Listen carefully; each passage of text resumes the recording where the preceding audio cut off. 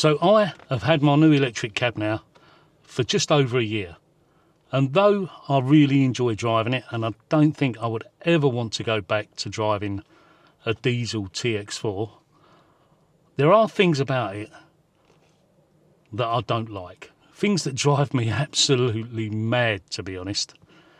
So I've got a list of 10 things that drive me mad about this new electric cab, and I'm going to share them with you now. So the first thing that drives me absolutely mad about this cab are the door mirrors. They are absolutely useless. I'm going to show you them now. So you get a view of what's coming along behind you, but you don't get a view of what's immediately beside you here. So things that are just there, you can't see them at all. And also, you don't get a wide view. What's over there? You can't see my hand, which is mad. That they should have been a better design. I've tried putting these wide angle view mirrors on, and to be honest, they've just gone all crappy, so I'm going to be taking them off. These little wide angle mirrors I've put here do help a bit, but it's not ideal. The mirrors should be better. They should be better than this. Surely someone could have come up with a better design than this. You know, they say that they test these vehicles on working cab drivers. I'd love to know who these working cab drivers are, because I don't think they work very much. So the next thing that drives me mad about this cab, and probably my biggest disappointment with this cab, is the screen, the infotainment system. This here, got this huge screen here, absolutely huge, and there's no Apple CarPlay on it. No Apple CarPlay. You can check things like your fuel consumption, you can check your phone, what you're listening to on the radio, or you've got a sat nav on here that I never ever use. It's an absolute waste of time. Gives you totally inaccurate time scales of getting to places, so that's an absolute waste of time in my view. It should have had Apple CarPlay, even if it wasn't as standard. It should have had Apple CarPlay as an option. Now, there are companies out there that will upgrade the system so you can have Apple CarPlay on it, but LEVC say it will invalidate the warranty. So that's no good. And also, whenever there's a software update on there, it wipes out the Apple CarPlay, so you have to go back and pay to have it done all over again.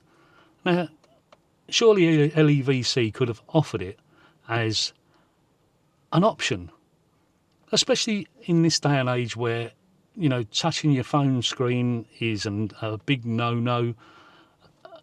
You know, you've got these cyclists going around that are filming taxi drivers, you know, holding their phones, touching their phones. And, you know, it came out yesterday that there's cameras going live that are going to be able to recognise whether you're touching your phone or not. And you're going to automatically get a summons in the post for 6 penalty points. So Apple CarPlay and Android Auto in a vehicle these days, especially a vehicle that costs as much as these do, is an absolute must. It shouldn't be an option, it should be a standard fitment. But they don't even offer it as an option, which is something that I think this vehicle is severely lacking with. It should have been available to be installed on the infotainment system here. I mean, you've got this huge screen, all this real estate here, which is basically wasted. It's a waste of space, to be honest with you, because it doesn't do anything for me. It does nothing really. It's okay for making a phone call or checking your fuel consumption. The sat nav on it is absolutely useless. But give us Apple CarPlay on it. It would be great if we had Apple CarPlay on here. Absolutely fantastic if we had Apple CarPlay on here.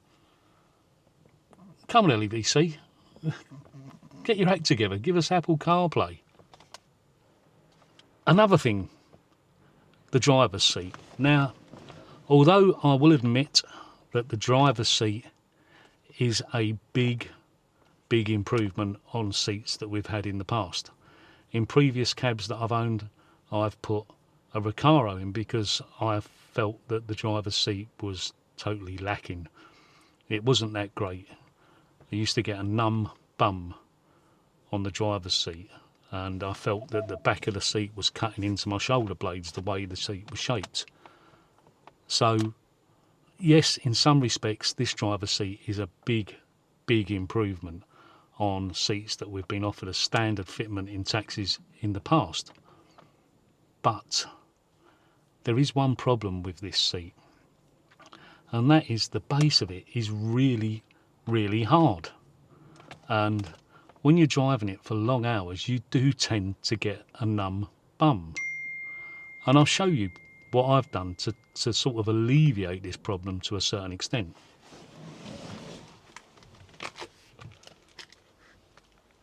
So I have put these sheepskin covers that, to be honest, these are real sheepskin. They do actually stop you from sweating. But underneath this, I've got this gel sort of pad to sit on, because this hasn't really got much give. So that gives you a bit more support on your backside and stops it from going numb so quickly.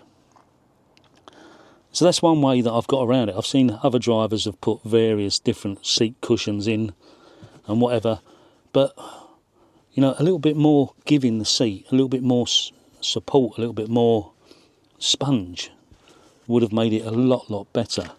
The back of it I haven't got a problem with. I've got used to the back of it, but the base of it, yeah, I do have a problem with that. So another thing that's a really bad design on this cab is the hire sign. It's really bad. Now, I've had the peak fitted on my cab, as many of you probably already know, but I'm sitting here in the sunshine and I'm just going to turn the meter on so the hire sign comes on, and we're going to get out and go and have a look to see whether you can see whether the light is on or off.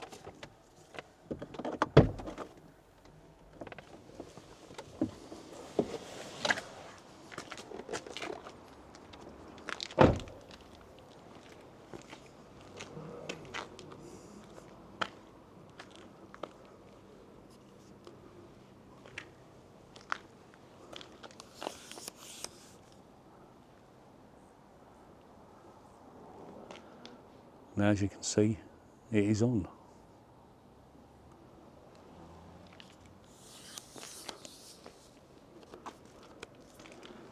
But from here,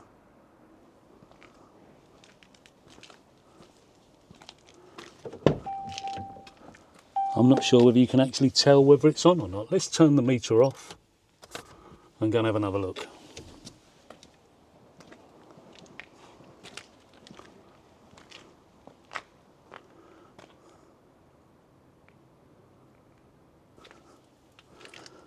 So could you tell the difference?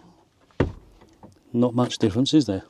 Another thing that doesn't so much drive me mad in this cab, but drives passengers mad, especially women. Women do tend to complain about this, and that is how heavy these rear doors are. Now if you try pulling it, you can't. You cannot pull it. And once you get into the back of the cab and you try pulling it, they are really heavy, really heavy. Doesn't matter what side you try doing.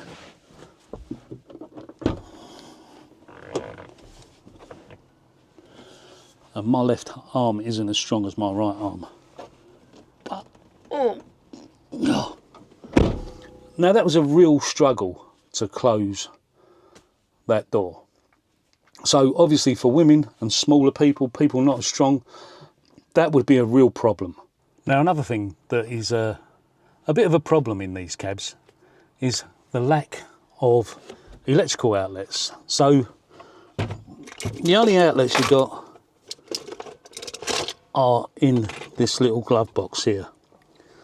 You have one cigarette lighter type outlet there and two USB ones, and also a USB socket over there, which is pointless to be honest with you.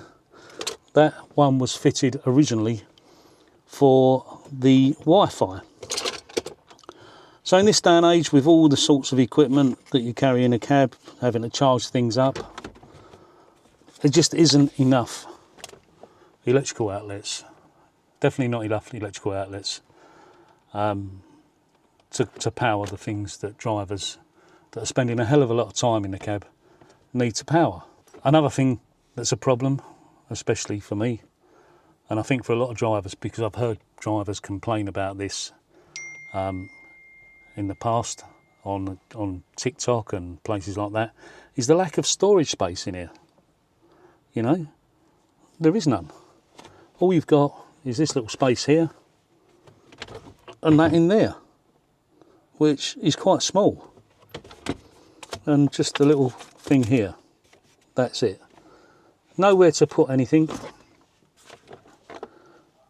There's nowhere to put anything except for here, here, and in the little glove box. You can't really put stuff over in the luggage bay because you can't reach over there to get it. Unless, like me, you've got a load of junk in there at the moment. But I'm not working today, so that doesn't really matter. So that's another problem with the cab. Now, another thing that I find a problem is the lack of luggage space. This is it, from here to here.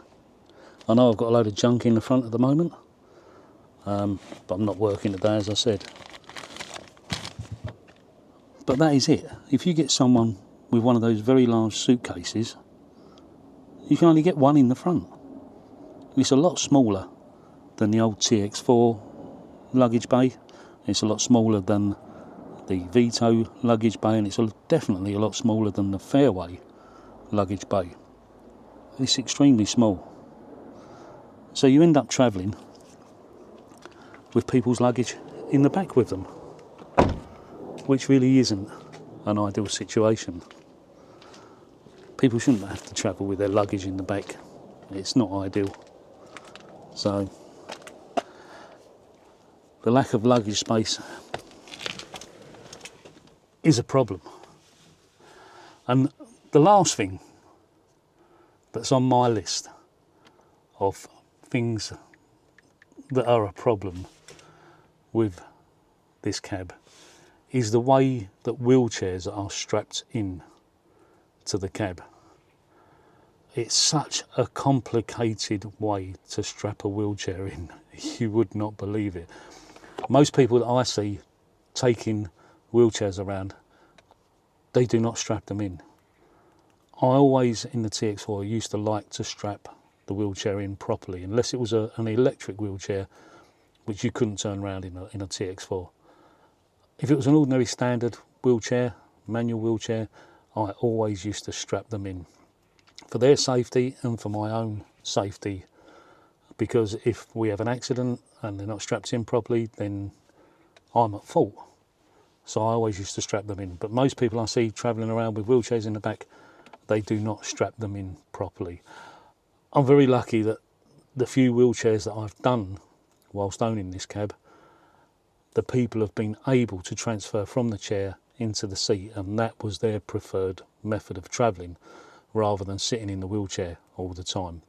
So that wasn't something that I forced upon them. That was their personal choice, which I was thankful for, because I didn't have to get this convoluted wheelchair harness out that has got 1, 2, 3, 4, 5, 6, I think it's 7 straps that go with it.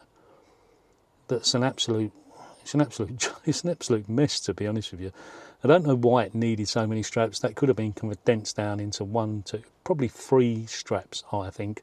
3 or 4 straps it could have been condensed down into, rather than having 7 different straps to connect together to strap the wheelchair in. I'll put a picture up or a bit of video up to show you exactly what I mean. And the last thing that drives me mad in this new electric taxi is the cruise control. Now, every single vehicle that I've ever driven, you can adjust the cruise control by 1 mile per hour. Up or down, 1 mile per hour at a time. Every vehicle I've ever driven does that. You can adjust it by 1 mile per hour. But in this, you can only adjust it in 5 mile per hour increments. So if you're in traffic that's, say, moving at 62 miles per hour, which actually is 60 miles per hour because the speedo overreads, you have to get the vehicle to 62 miles per hour and then set the cruise control. Like at the moment I'm doing 58 and I have to set it at 58, and it'll stay at 58, but if I try going up to 59, it won't. It goes up to 60. And if you try going back down, you can't. You go back down to 55. And the other annoying thing about the cruise control is that if you set it to 60 miles per hour, it will wander past 60 miles per hour and climb up to 62 miles per hour on the speedo, which isn't good. Sometimes it'll creep up even higher, especially when you're going downhill, and that's definitely not good.